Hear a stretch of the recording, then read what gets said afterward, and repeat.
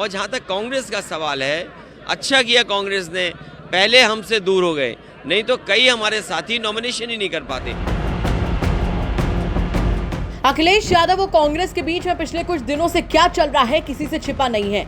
India alliance बनने के बाद तो सब ठीक था, लेकिन जैसे ही मध्य प्रदेश चुनाव को लेकर बातें शुरू हुई तो वहीं से बात बिगड़नी शुरू हो गई। लगातार दोनों ही पार्टियों के बीच सियासी हमले शुरू हो गए।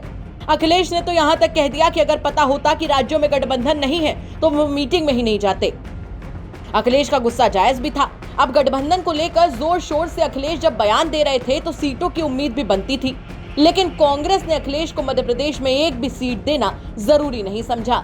पहले अखिलेश की पार्टी के नेता ही भड़क रहे थे, लेकिन अब अखिलेश यादव भी खुले मंच से हर जगह कांग्रेस पर खुलकर हमला बोल रहे हैं। इस बीच निवाड़ी पहुंचे अखिलेश यादव ने न सिर्फ बीजेपी पर हमला बोला, बल्कि कांग्रेस को लेकर भी बड़ी बात कह दी। उनका कहना था कि कांग्रेस ने अच्छा किया जो हमसे पहले ही दूरी बना ली। कांग्रेस बीजेपी से सावधान इसलिए कर रहा हूं मैं, क्योंकि मध्य प्रदेश में दोनों दलों ने सरकारें बनाई हैं, लेकिन जो तस्वीर बदलनी थी किसानों की, गरीबों की, वो तस्वीर नहीं बदली है। आज भी गरीबी है, आज भी भुखमरी है, आज भी बेरोजगारी है, तो आखिरकार जनता इनको क्यों वोट दे। इसलिए विकल्प के रूप में समाजवादी पार्टी, और जहाँ तक कांग्रेस का सवाल है, अच्छा किया कांग्रेस ने पहले हमसे दूर हो गए, नहीं तो कई हमारे साथी नॉमिनेशन ही नहीं कर पाते।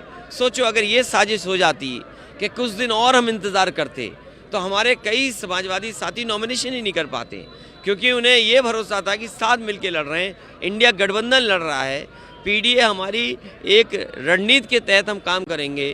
क्योंकि अब वो दल भी जो कभी जाति जनगणना के खिलाफ थे, वो जाति जनगणना के पक्ष में बोल रहे हैं, तो समय पर वो हमसे दूर हो गए, हम लोग सावधान हो गए। उसकी वजह से कुछ सीटों पर समाजवादी पार्टी बहुत अच्छा चुनाव लड़ रही है। तो साफ है कि अखिलेश यादव अब खुलकर कांग्रेस पर हमलावर है।